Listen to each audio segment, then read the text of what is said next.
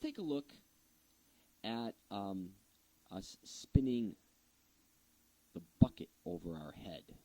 Okay? So we have a bucket of water over our head here. It's full of water, half full of water, right?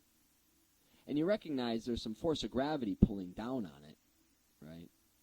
I'll just put it over here. Why doesn't it just fall on our head?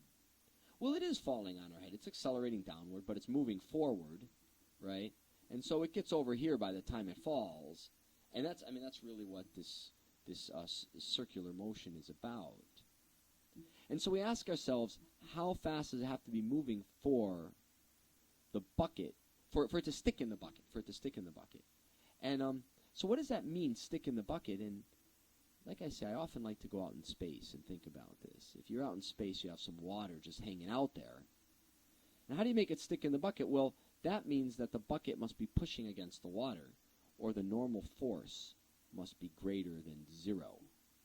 And in order to make the bucket push against the water, in space you'd have to be pulling with some tension. What's that? You'd have to be pulling with some tension on the string, right? Normal force greater than water, tension on the string. And so what's interesting then is if we look at this water, we know there's a force of gravity on it. And also, you must be pulling with some tension because there must be some normal force between the surface of the bucket and the water. So you got a normal force that's greater than 0, and you also have the force of gravity. Okay, so we can put a condition on this now, because we know there are no other forces, so the vector sum of the forces on the water must equal mass times acceleration of the water, and we recognize this is equal to mass times centripetal acceleration. Okay? And what is that? I'm going to call this the positive direction, because everything's being accelerated in that direction, and the forces are in that direction. So that's just mg pushing down plus a normal force, which is greater than 0. Right? And because that's greater than 0, we know that this must be greater than only mg. Right? So the mass times acceleration must be greater than mg. Right? And we like the masses to cancel, and we say, oh, the acceleration must be greater than gravity. And the acceleration is v squared over r, must be greater than gravity. And so the condition on how fast it's going would have to be v is greater than the square root of rg. Okay? And so we could estimate that. How about if this is a 1 meter string, right? This is equal to square root of 1 meter times 10 meters per second squared, right? And let's see, we got meters squared per second squared. We like it because the square root gives us meters per second. And the number, 10.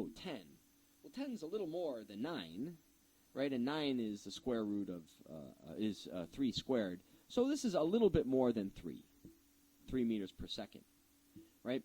And if this is 1 meter, then this is about 6 meters all the way around. And so that would be like 2 seconds. So if you imagine you're spinning a bucket, 1, 2, 1, about that fast to keep the water in. So just go try it out. See if that makes sense. But what if we spin faster? If you spin much faster, right, then the centripetal acceleration goes up and you need more force. But that's okay because you got a normal force here, and you know what happens is the string gets tight and you push harder in order to accelerate that water downward. What if you slow down? Now it gets trickier. If velocity gets too low, your acceleration can't drop below gravity because gravity is coming from gravity. And so what happens is if this gets smaller, this gets smaller. Right? The radius gets smaller. And so this is what we see, you would notice, if you spun this slower, it would just, instead of accelerating about this radius, it would wind up going thump and accelerate about a smaller radius. And instead of going around this big circle, it would go around this little circle and right onto you, making you, maybe making you happy if you wanted to get wet. All right, now the last thing. I wanted to show you something. Maybe this will help you. Let's take a look at some of the resources we have. We go to the web, and I'm going to go to, there we are. That's our PolyLearn site. And I say, hey, look at this. What is this here? I can look at my calendar and realize that I'm going to have Mastering Physics homework and quizzes every day, right? Let's see, get out of there. How about tomorrow, the 25th? All right, quiz number 5, homework number 7.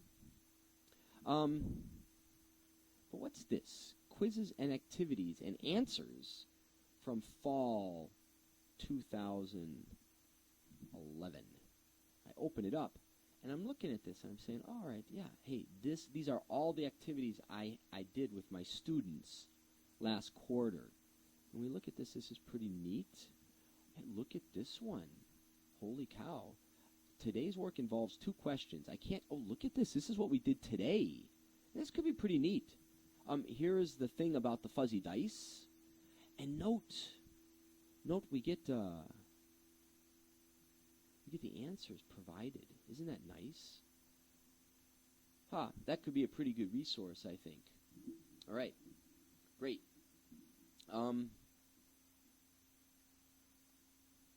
This is not correct. I'm going to go back and fix it. Right, this is not 9.4 meters per second squared at a 20-degree angle. Are you kidding? What did we say? This was about 30 meters per second squared.